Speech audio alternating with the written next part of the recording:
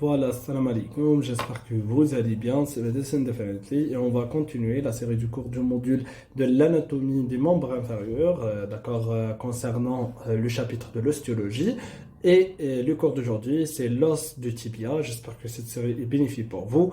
قبل ما نبداو abonnez-vous في la chaîne YouTube et partagez-vous les vidéos avec votre collègue. إذا عجبكم la vidéo ما تنساوش ديروا انجام. راح نخلي لي القناه تاعي تاع الانستغرام ولو تيليجرام في البواد دانفو اللي حاب يطرح الاسئله تاعو يطرحهم تما كلها في لي كومونتير. راح تلقاو رابط هذا الكور في لا chaîne de تيليجرام اللي حاب يرجع له يقرا منه. Et c'est parti. صلوا على النبي. Donc on commence par une définition. Le tibia, c'est un os long, comme vous voyez, c'est un os long, d'accord, n'est pas plat. Donc pair est asymétrique, donc a une forme vraiment n'est pas symétrique et ce nombre de 2 qui forme avec la fibula, donc c'est l'os qui est en orange, d'accord, ou nommé aussi par le péroné, le squelette de la jambe. Donc le squelette de la jambe est constitué par 2 os, le tibia principalement et aussi le fibula. Il est situé en avant et médialement par rapport à la fibula, donc il est situé dans l'axe interne le corps, d'accord? C'est pourquoi il est médialement, à l'intérieur du corps. Comparément au fibula, les gifs, la partie externe du corps, d'accord? Et est situé bien sûr en avant, quand tu vois la localisation anatomique, tu as un tibia qui le fibula, d'accord? Mange dans le même plan, d'accord? C'est pourquoi donc est situé en avant. Tibia, c'est un os très important. Elle va constituer beaucoup d'articulations avec les autres os. Donc, au nom, il forme avec le fémur l'articulation fémoro-tibiale. D'accord? C'est ça l'articulation fémoro-tibiale. Donc, c'est l'articulation qui se fait par la partie inférieure, donc les condyles du fémur, qu'on a dans en détail le fémur dans une vidéo. D'accord? On va le playlist toutes les cours de l'ostéologie, l'os coxal, le fémur et le patella. Donc, la partie inférieure du fémur par les condyles fémuraux, donc sont connectés avec le plateau tibial, on va aller en détail, et elle va former l'articulation tibio-fémorale, d'accord? En dehors, d'accord, externe, donc dans la partie externe, là, on trouve la fibula, donc c'est l'articulation tibio-fibulaire proximale et distale, donc on a 2 connexions qui est vraiment en relation entre le tibia et le fibula. Et derrière moi, en bas, avec le talus, donc pour former l'articulation talo-crurale, le cours le squelette du pied. Ça a pour l'orientation. En bas, on trouve l'extrémité la moins volumineuse. Voilà, donc c'est la partie inférieure, d'accord, du tibia qui va former avec l'articulation des os du pied, le talus, d'accord, elle va former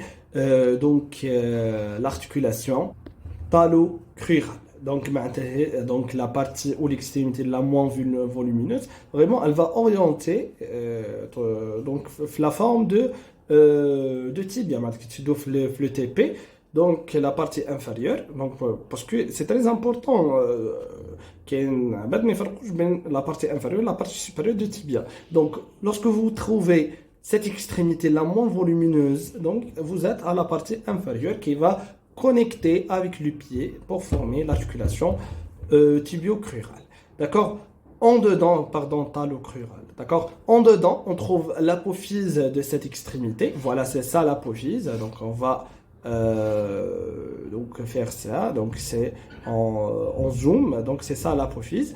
Donc tout simplement, et cette apophyse est une séance osseuse, comme vous voyez, d'accord, c'est une science osseuse, d'accord, qui fait référence au tibia et elle va désigner tout simplement la malléole médiale. On va aller la malléole médiane et latérale, qui est la partie du tibia qui va projeter vers l'intérieur de la cheville, qui n'a pas l'articulation du cheville. On va détailler sur cette apophyse, d'accord. Puis en avant, donc on trouve le bord le plus tronquant. D'accord, voilà, c'est ça le bord, donc il est situé dans la partie antérieure et va refléter bien sûr le bord antérieur. Et il est situé sur la face antérieure qui est en avant, comme vous voyez. Et elle est précisément définie, d'accord, et bien voyée dans la partie proximale, d'accord. La partie proximale du tibia est bien comme il faut le bord tronquant. كي تقراو التيبي حاولوا انكم تتلمسوه d'accord. هنا راح تلقوه beaucoup plus que le diaphyse, تلقوه في les épiphyses, في la partie proximale تاع l'os, d'accord. Ça a plus de détails. Le tibia va présenter à décrire un corps, le diaphyse, comme elle est un os long, les os longs, on a diaphyse et on a deux épiphyses, proximales et distales. Donc, faire deux extrémités et un corps, le diaphyse. Le corps triangulaire à la coupe, une coupe. Donc, on trouve tout simplement le coupe ou le corps triangulaire. À la coupe, on trouve trois faces, latérale, médiale et postérieure, et trois bords, latéral, médial et antérieur. On va les détailler. Donc, c'est ça le chiffre qui va orienter vers les différentes faces et bords, mais on va aller en détail. D'accord, on commence de parler sur les faces, et le premier face, c'est la face médiale. Donc, cette description, elle va faire la référence à la surface externe de la face médiale du tibia, d'accord, comme vous voyez. Et elle est relativement lisse, d'accord, et aussi, il est largement bombé vers l'extérieur, donc il est convexe. Et aussi, la forme dans la face médiale est importante pour stabiliser les structures, d'accord, et à répartir les forces exercées sur l'os. Parce que, comme vous savez, la jambe a vraiment une force importante, d'accord. Et aussi, elle est importante pour les différentes fonctions du corps humain, comme la marche, le course et les autres choses. Et dépourvu d'insertion musculaire. La face médiale du tibia est vraiment située sous la peau, donc elle est sous-cutanée, donc elle ne présente aucun point d'attache direct pour les muscles, qui est important de connaître qu'il n'y a pas des muscles qui sont attachés directement à cette région de l'os. Donc, la région de la jambe, c'est la face médiale du tibia, d'accord? Voilà. Et à sa partie supérieure, elle présente un champ rigoureux, qui répond à l'insertion des muscles de la patte doigt, comme le sertorius, et aussi les muscles semi-tendineux et le gracile. On doit aller en détail plus court de la myologie, c'est pas le temps vraiment. Et donc, cette insertion rigoureuse, elle va permettre de faire la fixation solide des muscles à l'os, qui était important pour les différents mouvements et la stabilisation de la jambe. Puis vers la face latérale, donc la face latérale tout simplement comme vous voyez, donc ces deux tiers supérieurs permettaient l'insertion du muscle tibial antérieur.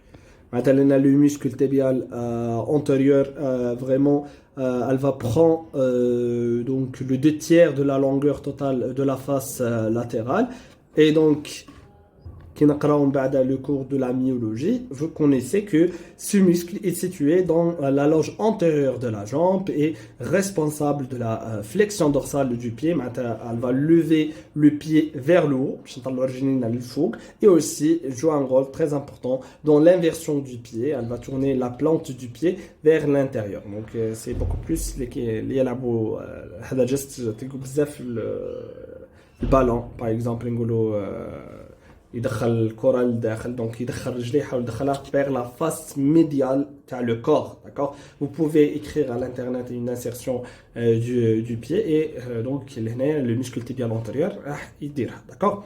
Et son tiers inférieur, il est lisse, donc répond au passage des tendons et des muscles de la loge antérieure de la jambe. Donc كيما قلنا donc la face latérale, c'est une face vraiment décrite comme une face lisse. Elle va certes la surface du glissement pour les tendons et les muscles donc de la loge antérieure de la jambe. Et on a plusieurs muscles la partie antérieure de la jambe. Par exemple, le muscle tibial antérieur, aussi le muscle long extenseur des orteils, le muscle court extenseur des orteils, et aussi les muscles longs fibulaires, aussi le pyronnier. Donc, c'est pas la peine de détailler sur les muscles. C'est très important, l'ostéologie, le nom du muscle, d'accord? Puis, le cours de la myologie, on va détailler plus. Troisième face, c'est la face postérieure. Tout simplement, elle est large en haut, se rétrécit à sa partie moyenne, puis s'élargit de nouveau en bas. Donc, comme vous voyez, elle est large dans sa face supérieure, d'accord, et rétrécit en moyen, d'accord, et donc, compare, et j'utilise une autre couleur, donc le rouge est la partie moyen. On va la partie inférieure. Voilà. D'accord? C'est ça cette description. واحد يسقسي روحو علاش ربي سبحانه وتعالى خلق فينا هذوم la différenciation la largeur, d'accord, fait les différentes parties à la face postérieure. Cette variation de la longueur, elle est importante et liée à les différentes fonctions des muscles les différentes régions ou les différentes surfaces de l'os. D'accord? Donc, elle présente à l'union du tiers supérieur et le 2 tiers inférieur. C'est ça, le 2 tiers inférieur. Et voilà, c'est ça, le tiers supérieur. D'accord? Donc, la jonction ou l'union, d'accord, c'est la ligne oblique, c'est l'insertion du muscle solaire.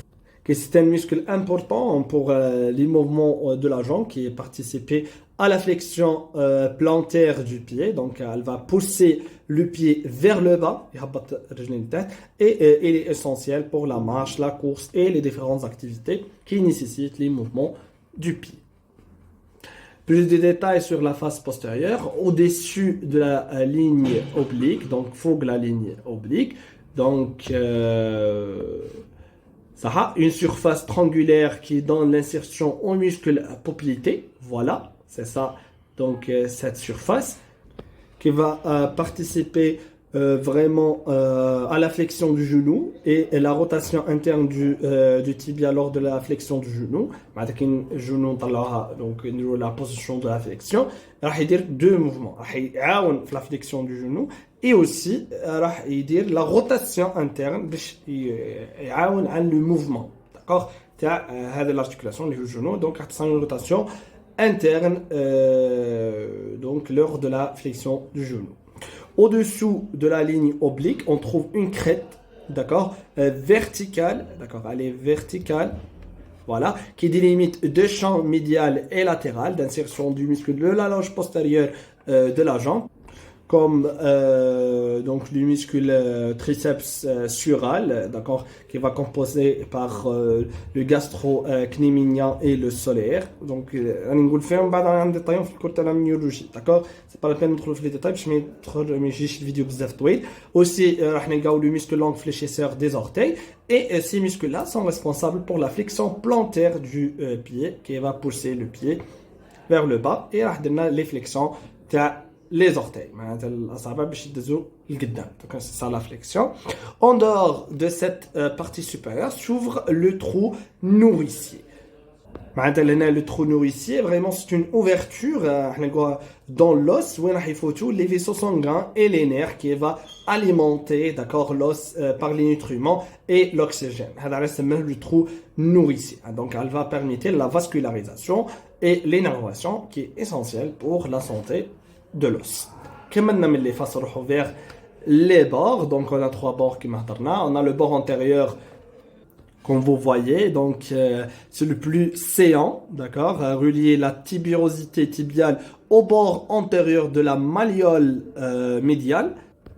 Le bord antérieur de la crête tibiale, c'est la même chose. Donc, elle va s'étendre de la tuberosité tibiale qui est un sillon vraiment osseux situé à l'extrémité supérieure du tibia jusqu'à le bord antérieur de la malléole médiale qui est une partie vraiment saillante de l'os du tibia, d'accord, déjà à l'intérieur du cheville qui est en relation avec la cheville, d'accord. Tout simplement ce bord, donc il est important parce qu'il a la tâche dans les ligaments et les muscles qui va stabiliser et contrôler les mouvements de cheville, الكاحل, d'accord, le bord antérieur, elle va stabiliser principalement les mouvements de cheville, d'accord. C'est très important de connaître ça, d'accord.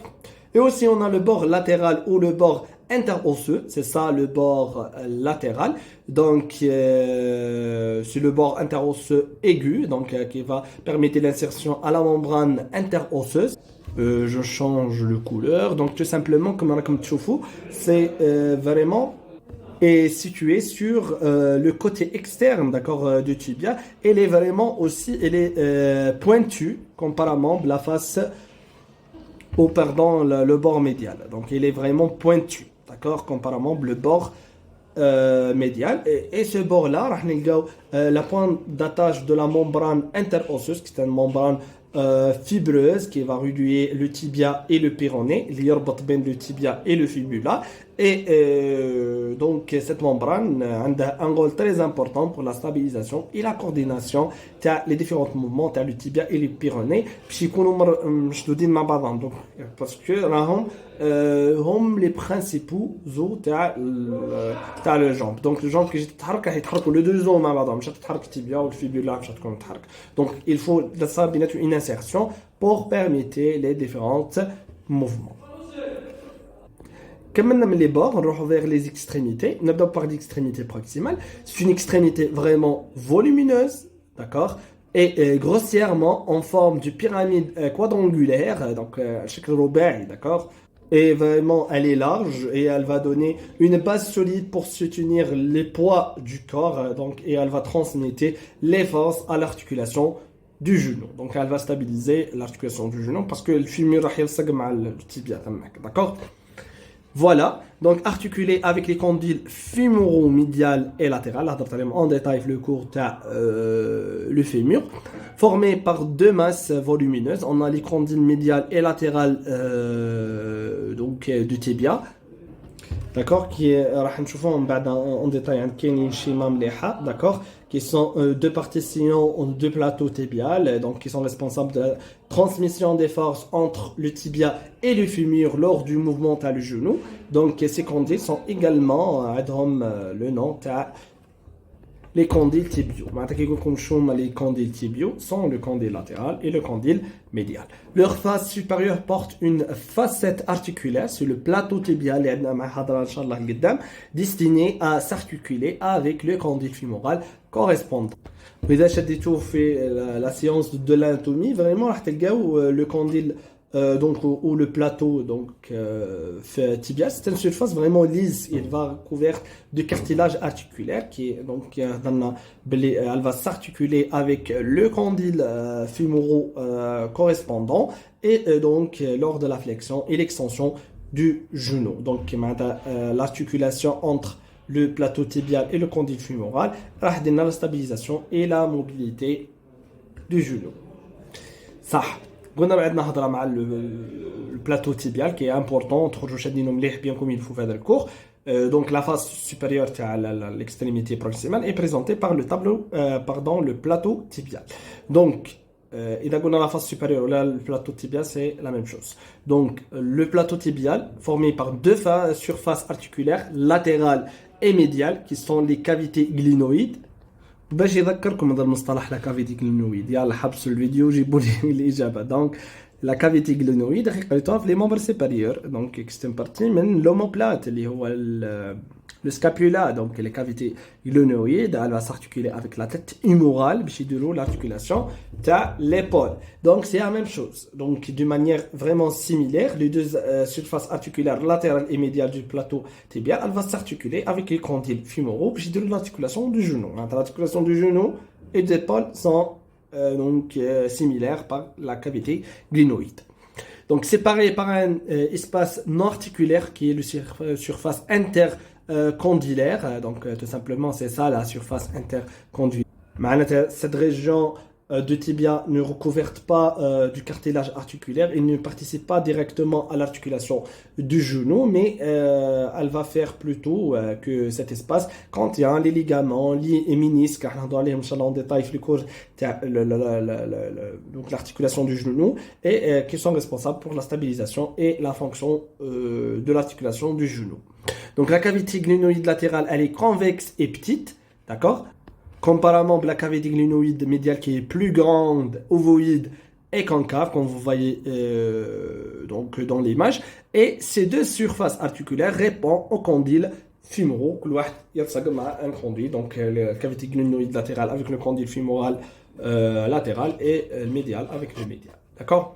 Ça, plus de détails sur la surface intercondyle, donc fait de 3 parties. En avant, on trouve l'aire intercondylaire antérieure, qui est surface préspinale.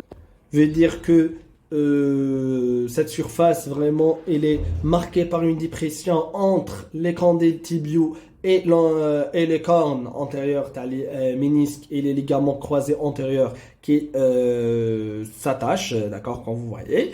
Et donc les ménisques sont les métatarsiques, donc on va les détailler. Donc se forment des structures cartilagineuses, d'accord, ils connaissent le hilal, donc sous forme de croissant. Donc on a un grand bain de fémur et le tibia pour يمتصون الصدمات, d'accord, parce que vraiment l'articulation du genou, la marche a été bien, donc elle va donc amortir des chocs, d'accord, et aussi le ligament croisé antérieur, c'est un ligament important, d'accord, du genou, la stabilisation, et elle va empêcher tibia enha d'accord, vers l'avant par rapport au fémur, d'accord.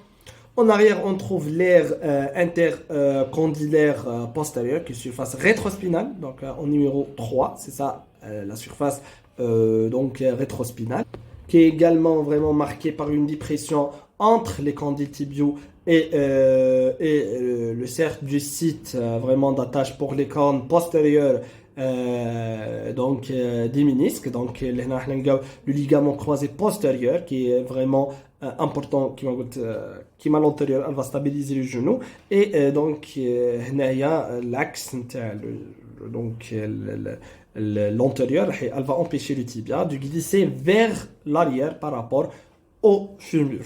Donc au milieu, on trouve l'aire intercondylaire centrale, d'accord, au nombre de 4, représentée par l'éminence intercondylaire ou les épines tibiales, d'accord, voilà, les épines tibiales, d'accord. Et cette région, donc c'est une point d'attache pour des différents ligaments importants pour la stabilité de l'articulation du genou, d'accord. Puis les tuberosités tibiales ou les condyles, plus de détails, supportent les cavités glénoïdales du tibia. On leur décrit, on a 4 faces. Comme sur la situation anatomique, donc elle est située à l'extrémité supérieure du tibia, juste au-dessous du genou, donc est nommée par tuberosité tibiale antérieure aussi, donc باش نفرقوها بين la tuberosité tibiale postérieure, et cette tuberosité tibiale antérieure, c'est le point du site Wingersag, le tendon patellaire qui va relier le patella au tibia, d'accord. Pour les faces, on a la face antérieure qui est triangulaire à sommet distal. Et ce sommet est formé par la tuberosité tibiale antérieure pour la terminaison du tendon patellaire. D'accord? Donc, pour la face latérale est convexe et marquée par une tubercule infracondylare, c'est le tubercule de Gerdy. Et cette tubercule anatomiquement au-dessous du condyle fémoraux, donc c'est une pente d'attache pour le tractus iliotibial, qui est donc un tendon important, donc qui va réduire le muscle tenseur du fascia lata, c'est un muscle du cuisse, au tibia. Maintenant, le tubercule du Gerdy مسؤولة la stabilisation latérale du genou, et elle va renforcer le côté externe de l'articulation.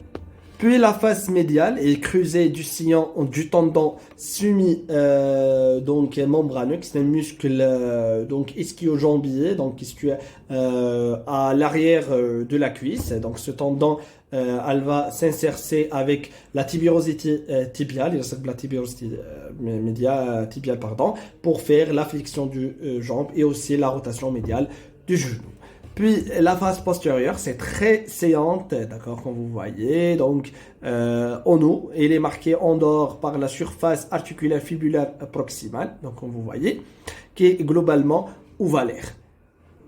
Qui c'est vraiment une zone d'attachement pour les muscles du mollet, comme le gastro-cnéminien et aussi le solaire.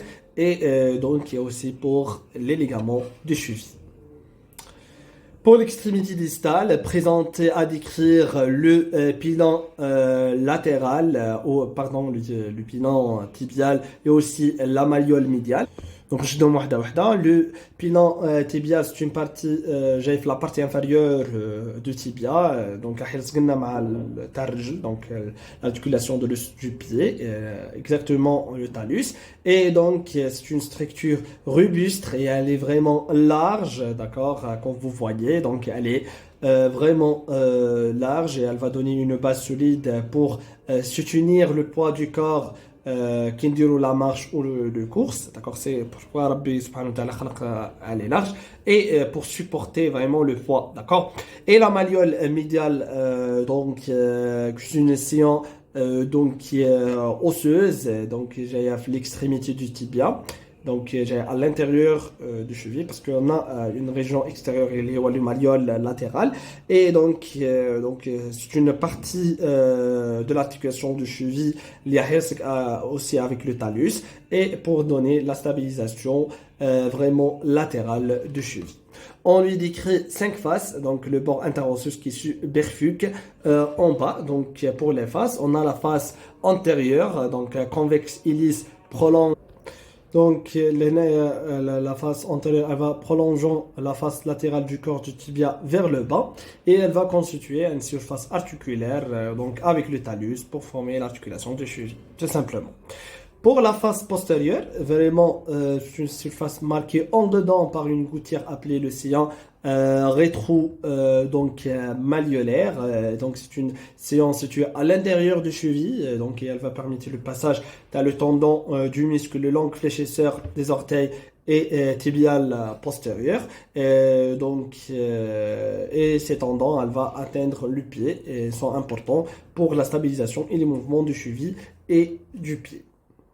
Pour la face latérale, donc c'est une face vraiment triangulaire, donc présente une large dépression, elle est profonde en bas, aussi par l'incisure fibulaire, où s'articule avec l'extrémité distale de fibula, d'accord, c'est la partie distale, donc pour former bien sûr l'articulation fibulo-tibiale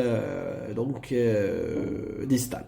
Pour la face médiale, c'est une face lisse, convexe et située sous-cutanée, d'accord, et se prolonge donc vers le bas pour former le malléole médial, qui est une sillon osseuse à l'intérieur du cheville, d'accord, et puis la face inférieure, c'est une surface articulaire encroûtée du cartilage. Je veux dire, elle va recouverte de cartilage et s'articule avec le trochlet de talus, qui est une surface articulaire. J'ai la partie supérieure du talus, donc c'est une articulation l'articulation du cheville, très important, d'accord, pour les mouvements de la flexion et l'extension du pied.